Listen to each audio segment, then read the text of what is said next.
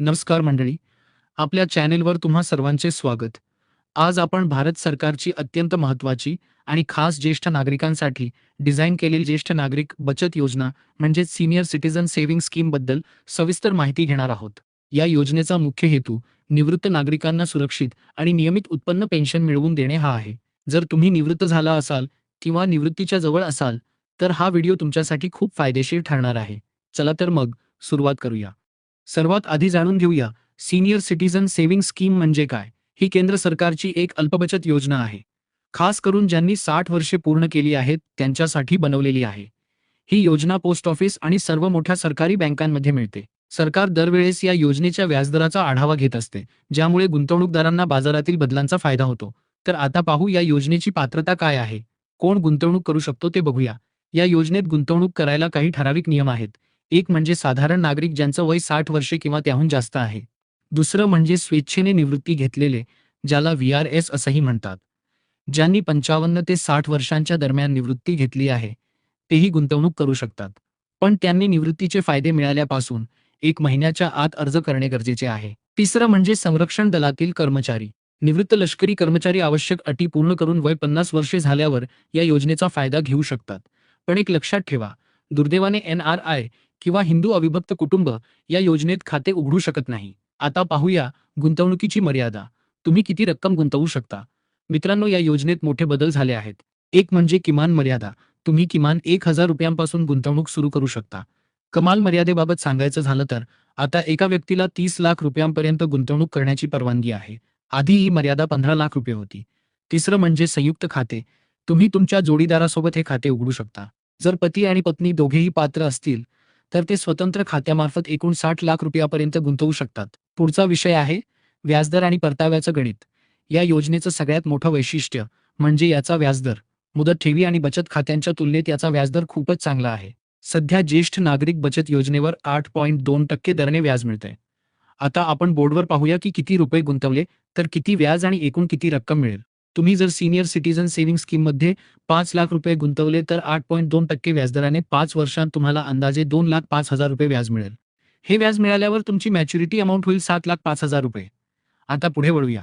समजा तुम्ही ₹10 लाख गुंतवलेत, त्यावर तुम्हाला 8.2% व्याजदराने 5 वर्षांसाठी ₹4,10,000 मिळतील आणि त्याची मॅच्युरिटी अमाउंट ₹14,10,000 होईल. आता पुढे वळूया. समजा तुम्ही ₹15 लाख गुंतवलेत, त्यावर तुम्हाला 8.2% व्याजदराने ₹6,15,000 व्याज मिळेल ते 5 वर्षानंतर आणि त्याची मॅच्युरिटी अमाउंट ₹21,15,000 होईल. असंच समजा तुम्ही ₹20 लाख गुंतवलेत, ते 5 वर्षानंतर तुम्हाला त्यावर 8.2% इंटरेस्ट रेटनं ₹8,20,000 मिळतील आणि मॅच्युरिटी अमाउंट किती होईल तर ₹28,20,000. आता समजा तुम्ही ₹30 लाख या योजनेत गुंतवलेत, त्यावर तुम्हाला 8.2% इंटरेस्ट रेटनं 5 वर्षांनंतर ₹12,30,000 व्याज मिळेल आणि मॅच्युरिटी अमाउंट किती होईल ते पहा, ₹42,30,000. आता याची व्याज देण्याची पद्धत कशी आहे ते पाहूया. दर 3 महिन्यांनी, जसं की एप्रिल, जुलै, ऑक्टोबर आणि जानेवारीच्या 1 तारखेला व्याज दिलं जातं. एक गोष्ट लक्षात ठेवा, यात चक्रवाढ व्याज मिळत नाही. जर तुम्ही ठरलेल्या दिवशी व्याज काढलं नाही, तर त्या पडलेल्या व्याजावर पुन्हा व्याज मिळत नाही. त्यामुळे हे व्याज तुमच्या बचत खात्यात जमा करणं नेहमीच फायदेशीर ठरते. आता बघूया कर सवलत आणि टॅक्सचे नियम. गुंतवणूक करताना टॅक्स वाचवणंही महत्त्वाचं असतं. पहिले म्हणजे कलम 80C अंतर्गत केलेल्या गुंतवणुकीवर तुम्ही आयकर कायद्याचं कलम 80C नुसार ₹1,50,000 कर सवलत मिळवू शकता. दुसरं म्हणजे टी-डी-एस. जर तुमचं वार्षिक व्याज ₹50,000 जास्त असेल, तर बँक किंवा पोस्ट ऑफिस टॅक्स कापतात. तिसरं म्हणजे टॅक्स कसं वाचवायचं. जर तुमचं एकूण उत्पन्न करपात्र मर्यादेपेक्षा कमी असेल, तर तुम्ही फॉर्म 15S भरून टी-डी-एस वाचवू शकता. आता खात्याची मुदत आणि मुदतवाढ काय आहे ते पाहूया. ही योजना 5 वर्षांसाठी असते. 5 वर्ष पूर्ण झाल्यानंतर तुम्ही तुमचं खाते आणखी 3 वर्षांसाठी वाढवू शकता. आता नवीन नियमानुसार तुम्ही 3 वर्षांची मुदतवाढ अनेक वेळा घेऊ शकता.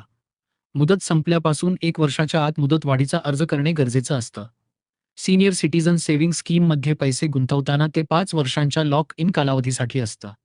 पण नियमानुसार आपत्कालीन परिस्थितीत तुम्ही हे पैसे वेळेआधी काढू शकता. यालाच प्रीमॅच्युअर क्लोजर म्हणतात. यामध्ये वेळेनुसार ठराविक दंडही लागतो. याचे सविस्तर स्पष्टीकरण पुढे पाहूया. जर तुम्ही खाते उघडले त्यापासून 1 वर्ष पूर्ण होण्याच्या आधीच ते बंद करण्याचा निर्णय घेतला, तर सरकार गुंतवणूकदाराला कोणताही प्रोत्साहन देत नाही. या काळात तुम्हाला ₹1 व्याज मिळणार नाही. या योजनेमध्ये व्याज दर 3 महिन्यांनी तुमच्या खात्यात जमा केले जाते. जर तुम्ही वर्ष पूर्ण होण्याआधी खाते बंद केलं आणि तुमच्याकडे आधीच काही जर तिमाही व्याज मिळाले असेल तर ते सर्व व्याज तुमच्या मूळ रकमेतील वजा केलं जातं. उदाहरणादाखल तुम्ही 10 लाख रुपये गुंतवले आणि तुम्हाला 20,000 रुपये व्याज मिळाले, तर खाते बंद करताना तुम्हाला 10 लाख मायनस 20,000 म्हणजे 9,80,000 रुपये मिळतील. जर तुमचं खाते 1 वर्ष पूर्ण झालं असेल पण 2 वर्ष झाली नसतील तर दंड थोडा कमी लागतो. मूळ रकमेच्या 1.5% इतकी रक्कम कापली जाते. तुम्ही जमा केलेल्या एकूण रकमेतीलून 1.5% वजा करून उरलेली रक्कम तुम्हाला दी जाते. उदाहरणादाखल 10 लाख रुपयांच्या गुंतवणुकीवर 15,000 रुपये दंड लागतो. तुम्हाला 9,85,000 रुपये परत मिळतील. या काळात मिळालेलं व्याज तुम्ही ठेवू शकता. फक्त मूळ रकमेवर दंड लागतो. खाते उघडल्यानंतर 2 वर्षे पूर्ण होईपर्यंत आणि 5 वर्षे पूर्ण होण्याआधी पैसे काढले तर सरकारच्या नियमानुसार दंड अजून कमी होतो. मूळ रकमेच्या 1% इतकी रक्कम कपात केली जाते. एकूण गुंतवणुकीच्या 1% रक्कम वजा करून उरलेली रक्कम परत मिळते. उदाहरणार्थ 10 लाखांच्या गुंतवणुकीवर दंड म्हणून 10,000 रुपये आकारले जातील. तुम्हाला 9,90,000 रुपये परत मिळतील. सीनियर सिटीझन सेव्हिंग स्कीममध्ये गुंतवणूक करताना रिटायरमेंट बेनिफिट्स मिळतात किंवा निवृत्तीचे फायदे समजून घेणं खूप गरजेचं आहे. विशेषतः 55 ते 60 वर्षांच्या वयोगटात जे लोक स्वेच्छेने निवृत्ती घेतात त्यांच्यासाठी. कारण असं की नियमानुसार 60 वर्षांखालील गुंतवणूकदार फक्त त्यांना मिळालेल्या निवृत्ती फायद्यांच्या रकमे इतकीच गुंतवणूक करू शकतात. आता पाहूया यामध्ये कोणते फायदे मिळतात. एक म्हणजे ग्रॅच्युटी, जी 5 वर्षांपेक्षा जास्त काम केल्यावर मिळते. ही एक कृतज्ञतेची रक्कम असते. दुसरं म्हणजे रजावकीकरण, म्हणजे उरलेल्या रजांच्या बदल्यात मिळालेली रक्कम. आणि तिसरं म्हणजे प्रॉव्हिडंट फंड, जो नोकरीच्या काळात जमा झालेल्या आणि व्याजासह निवृत्तीच्या वेळी मिळणारा संपूर्ण निधी म्हणजे 4 प्रकारे असतो. पेन्शन कम्प्युटेशन, म्हणजे भविष्यातील मासिक पेन्शनचा काही भाग, उदाहरणार्थ 40%, आगाऊ एकदाच रकमी स्वरूपात घेणे. 5 म्हणजे ग्रुप इन्शुरन्स, कंपनीच्या गट विमा योजनेतून मिळणारी बचतीची रक्कम. 6 म्हणजे VRS सवलत, स्वेच्छेने निवृत्ती घेताना मालकाकडून मिळणारी अतिरिक्त प्रोत्साहन रक्कम. सीनियर सिटीझन सेव्हिंग स्कीममध्ये खाते उघडण्याची प्रक्रिया खूपच सोपी आणि सरळ आहे. तुम्ही कोणत्याही पोस्ट ऑफिसमध्ये किंवा अधिकृत बँकांमध्ये जसे की SBI, ICICI, HDFC आणि PNB या बँकांमध्ये जाऊन सहज खाते उघडू शकता.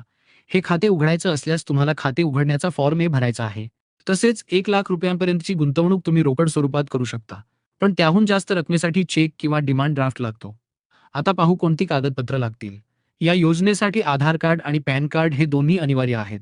तसेच वयाचा पुरावा म्हणून तुम्ही 60 वर्षे पूर्ण केली असल्याचे किंवा पात्रतेनुसार 50 ते 55 वर्षे पूर्ण केल्याचे दाखवण्यासाठी पासपोर्ट, मतदान कार्ड, जन्मदाखला किंवा पॅन कार्ड वापरू शकता. त्याबरोबर अलीकडच्या काळातले 2 पासपोर्ट साईज रंगीत फोटो देखील लागतील. तुम्ही नोकरीतून निवृत्त झाला आहात का आणि निवृत्तीचे फायदे मिळाले आहेत हे दाखवायचं असेल तर नोकरी देणाऱ्याकडून प्रमाणपत्र आणि रक्कम मिळाल्याची तारीख असलेला पुरावा हवा असतो. पुढचा मुद्दा म्हणजे नॉमिनेशन. खाते उघडताना किंवा नंतरही तुम्ही वारसदार नियुक्त करू शकता. खातेदाराचा मृत्यू झाल्यानंतर सगळी रक्कम आणि व्याज वारसदाराला दिलं जातं. जर वारसदार नसेल तर कायदेशीर वारसाला प्रक्रिया करून पैसे मिळतात.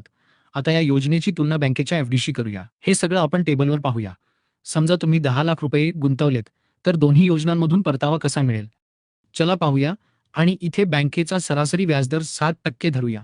आता तुम्ही 10 लाख रुपये सीनियर सिटीझन सेव्हिंग स्कीममध्ये गुंतवले तर 8.2% व्याजदराने दर 3 महिन्याला तुमच्या सुमारे 20,500 रुपये मिळतील. पण तेच पैसे तुम्ही बँकेच्या FDमध्ये गुंतवले तर 7% व्याजदराने फक्त 17,500 रुपये मिळतील. आता 1 वर्षाचे व्याज बघूया. जर तुम्ही 10 लाख रुपये सीनियर सिटीझन सेव्हिंग स्कीममध्ये 8.2% व्याजदराने गुंतवले तर तुम्हाला जवळपास 82,000 रुपये व्याज मिळेल. आणि जर तुम्ही तेच पैसे बँक FDमध्ये गुंतवले तर सुमारे 7% व्याजदराने 70,000 रुपये मिळू शकतात. आता बघूया 5 वर्षांनी तुमचे पैसे किती होतील. जर तुम्ही 10 लाख रुपये सीनियर सिटीझन सेव्हिंग स्कीममध्ये गुंतवले तर 5 वर्षांनंतर ते रुपये वाढून 4,10,000 होतात. आणि जर तुम्ही 10 लाख रुपये 5 वर्षांसाठी बँक FDमध्ये गुंतवले तर त्याचा व्याज सुमारे 3,50,000 रुपये होतात. आता मॅच्युरिटी अमाउंट किती होईल ते पाहूया. जर तुम्ही 10 लाख रुपये गुंतवले असतील तर सीनियर सिटीझन सेव्हिंग स्कीममध्ये 8.2% व्याजदराने तुम्हाला 14,10,000 रुपये मिळतील. आणि जर हे पैसे तुम्ही बँक FDमध्ये गुंतवले तर साधारण 7% सरासरी व्याजदराने तुम्हाला 13,50,000 रुपये मिळू शकतात.